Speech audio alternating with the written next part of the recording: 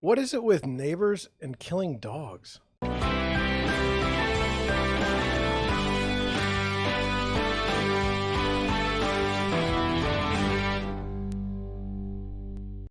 afternoon. So, if you followed the channel for a while, you know that I love animals and that I can't stand when um, neighbors injure or kill dogs. I just think that's like an act of war. So, I figured let's go over like a story that happens pretty much every week that I see. I don't do them all, but I did want to show this one to you. Um, it's out of Oregon, I believe. And here we go.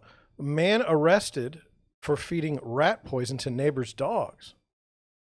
A couple told deputies someone had thrown cooked hamburger meat stuffed with rat poison over their fence and onto their yard. One of their dogs ingested the poison. So I think as a PSA for everyone, like if your neighbor's a little squirrely and throws cooked beef over the fence, maybe watch out for him. It says a man is under arrest after neighbors accused him of poisoning their dogs with rat poisoning in the Bethany area. John and Shannon Motter told deputies someone had thrown cooked meat stuffed with rat poison over their fence and onto their backyard 3 different times this week. The first time it happened on Monday, one of the couple's 2 small dogs ingested some of the poison. When deputies arrived on Wednesday, they spoke to one of the couple's neighbors and determined he was responsible for throwing the meat. Now, how did that conversation go? Like, hey man, are you throwing poisoned meat over the fence? 57-year-old man is in jail for animal abuse in the first degree. Now, that's, I think, the right thing. Sometimes the neighbors are not charged. Like if the dog is trespassing and gets shot, there's no charges. But then sometimes there are across the United States. So I don't exactly have it nailed down when someone gets charged and when someone doesn't. I don't know I don't know how this works, but you can see maybe you can see that. You can see the green in the beef. And it says the chemicals used in rat and mouse poisons, often also known as rodenticides, are often highly toxic to dogs and can cause internal bleeding, kidney failure, organ damage, and death. So who would do such a thing? Shoot your neighbor's dog, poison your neighbor's dog. It just doesn't seem right. So I have some thoughts. So here we have this story seen many times. The neighbor in this case tries to poison 2 dogs. He's charged. Now that doesn't always happen. In this case, the dogs were in the owner's yard and there was no trespassing by the dogs. And I just wanted to say that as a real estate agent, dogs can be an issue when you're trying to sell your home. If a dog is outside barking all the time, it tends to annoy people. When I've shown houses to buyers, if the neighbor has a dog out and it's super aggressive or annoying, that's a reason not to buy a house. It's also a reason to take multiple visits to the house before you buy it, just in case you miss the dog during a showing. And so, yeah, I mean, if you got a dog that's like, trying to jump the fence and just barking and acting crazy, and you're next door looking at the house, why would you want to live next to that for the next who knows how long the dog's going to live?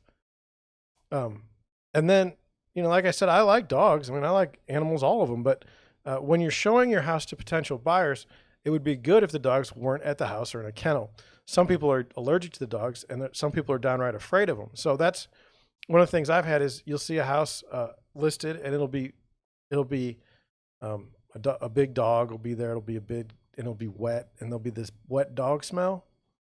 And even that smell turns buyers off. And I mean, I realize in this market, pretty much everything sells, but just keep that in mind when you're listing your home that, maybe you don't even smell how bad the dog smells, but it's there.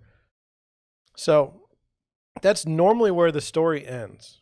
We have anger at the neighbor for trying to kill a dog. What kind of person would do such a thing? Indignation.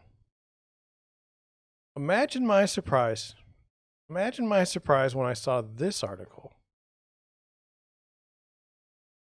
It says, neighbor opens fire after Oregon couple is attacked by their own dog. What? What? Neighbor opens fire after Oregon couple is attacked by their own dog.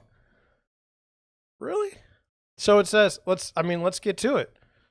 A couple suffered extensive injuries after they were attacked by their own dog in their own backyard, but a quick-thinking neighbor was able to stop the attack and save the owners by shooting the dog, police say.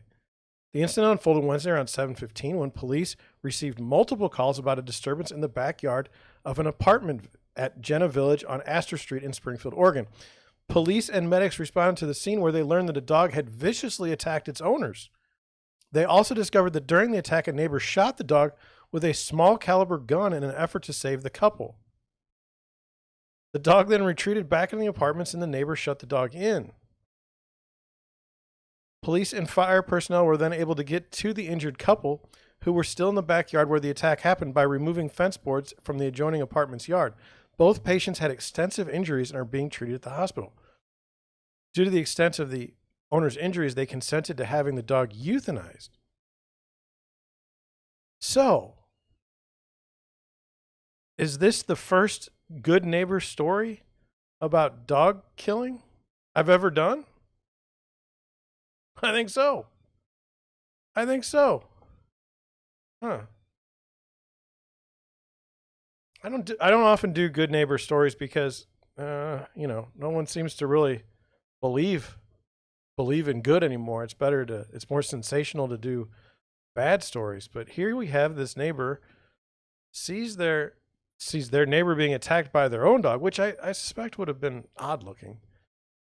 And then he goes or she, I don't know who it was that shot the dog. Now you got to be a pretty good shot to get the dog and not the people. So this must have been a very terrible attack. That you have to resort to using a gun to shoot the dog. But that just goes to show.